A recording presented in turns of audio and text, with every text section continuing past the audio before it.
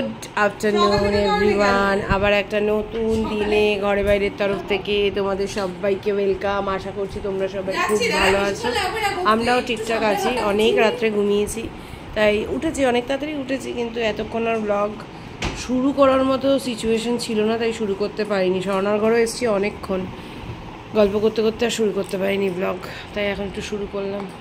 তাহলে কালকে আমরা কখন ঘুমিয়েছি? 3টে। হ্যাঁ সেটাই বল, 3টে গিয়েছি। আমি তো 3:20 স্টেটাসই দিলাম। স্বর্ণা তুমি তো ঘুমিয়ে পড়েছো অনেক আগে। আমি ও না তো, স্বর্ণাও তো আমাদের সাথে উঠেছে না? ও হ্যাঁ, স্বর্ণা আমাদের সাথে, সরি ভুলে গেছি। হ্যাঁ ভুলে গেছিলাম, সরি। তো যাই হোক, এই সমস্ত করে টোরে এখন আমরা বসে গল্প করছি। কটা 15? 1:15 না, 2:10। এতগুলো বাসন ছিল, মেজে রাখলাম। মঙ্গলা ফোন ধরেছে, বললো 3:30 আসবি। মেজে রাখলাম, অনেক দেরি হয়ে যাবে না হলে। আর আমার তো নিচে যাবো কি, আমার কেমন টাল লাগছে। আর এই সময় অবেলায় খেয়ে খিচুড়ি পোলাও খেয়ে আমার আর ভালোই লাগছে না। খিদে পেলে খাবো, না হলে খাবো না, খাবার নিয়ে চলে আসবো আমার। তো যাই হোক, চলো এখন একটু বসি, জল টল খেয়ে পরে আসছি। সোনাই ওই ঘরে ওয়ার্ক ফ্রম হোম শুরু করে দিয়েছে অফিস।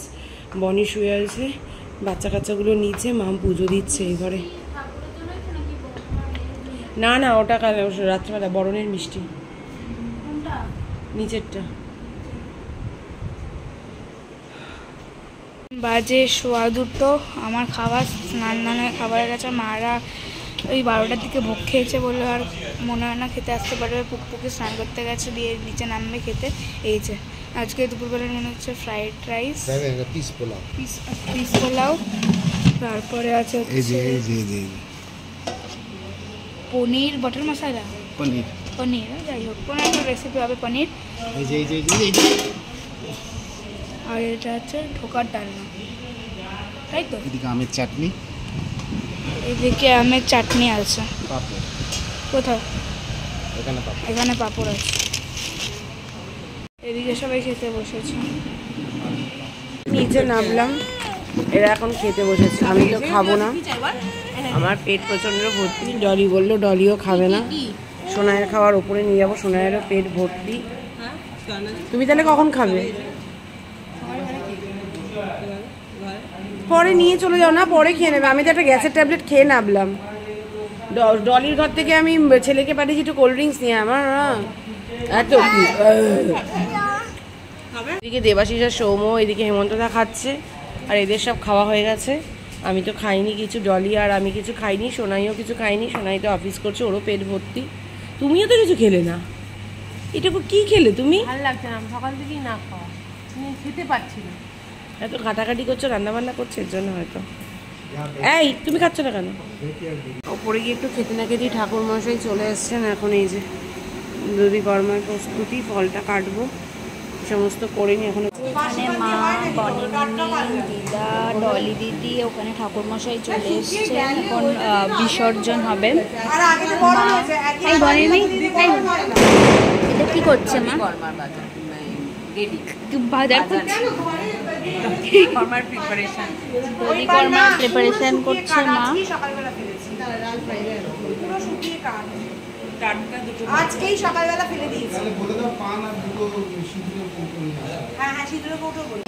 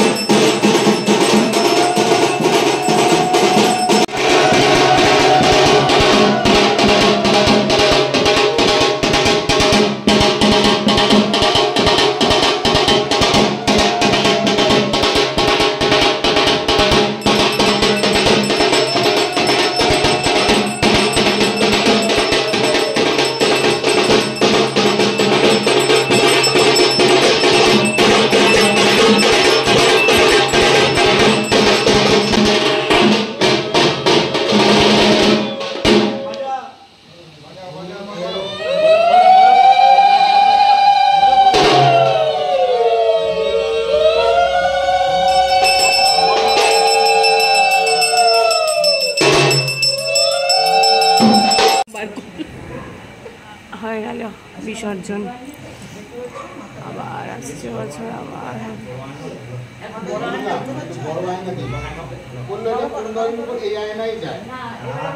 না আগের বার এই আয়নাই এনেছিলে, কিন্তু আগের বার এই আয়নাতে বিসর্জন দেখা গেছিল, উনি জলটা দিয়ে বায়নাটা উল্টে দিয়েছে। উল্টে দেওয়ার ওটা তো সিঁদুরের জলটা পুরো ইয়ে হয়ে গেছে, মিশে গেছে।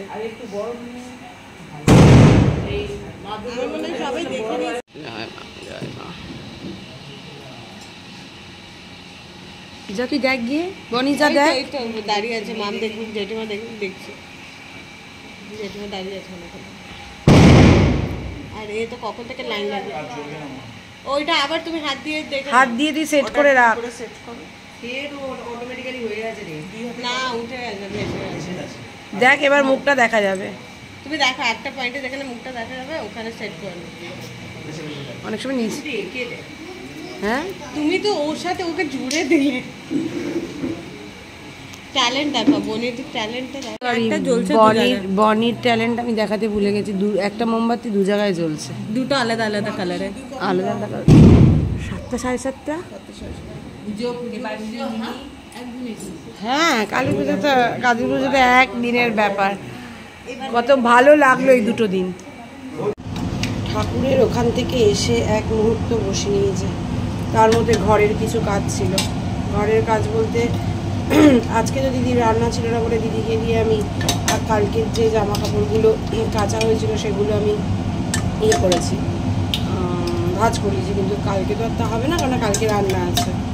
ব্যাস আমার তো ওগুলো ভাঁজ করতে গিয়ে তারপরে এই যে রাত্রে ঠিক হলো আমরা একটা ফ্যামিলি আর কি একসাথে একটু খাওয়া দাওয়া করবো, হঠাৎ করেই ঠিক হয়েছে। তো এই যে যেমন বলা তেমন কাজ আমরা শুরু করে দিয়েছি। এখন মাটন কষা রান্না, আমি বহু বছর পর মনে হয় মাটন রান্না করছি। জানি না সবাই খেয়ে কী বলবে, কারণ না মাটন আনলে যারা আমার ব্লগ দেখো, মাটন তো খুব যে হয় তা তো নয়, মাটন যখনই হয় তখনই ওর বাবাই রান্না করে। তো সেখানে দাঁড়িয়ে ওদের বাবার হাতের মাটন এতটাই টেস্ট হয়, সেখানে আমার মাটন মনে হয় না অত টেস্ট হবে। কিন্তু যাই হোক কী করা যাবে আর। আজকে ওর বাবা নিচে পুজোর ওখানে প্রচণ্ড ব্যস্ত। ওর বাবা যদিও যায় না, ওর বাবা বলছিল মশলা কষিয়ে রেখে দিবি, আমি এসে মাটন করবো। কখন করবে বলে, ভাসানের পরে কি তখন আর মাটন করতে কোনো ইচ্ছে করবে? রেখে দেওয়া রাত্রিরই হবে, ও হবে দেখা যাবে।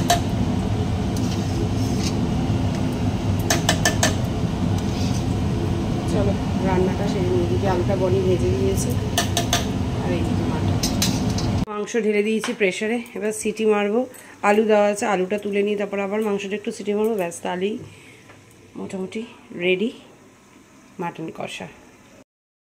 রান্না করে কোনো রকম রেডি হয়েই আমরা এখন যাচ্ছি নিচে। অলরেডি গরম মনে শুরু হয়ে গেছে, সবাই ডাকাডাকি করছে নিচ থেকে।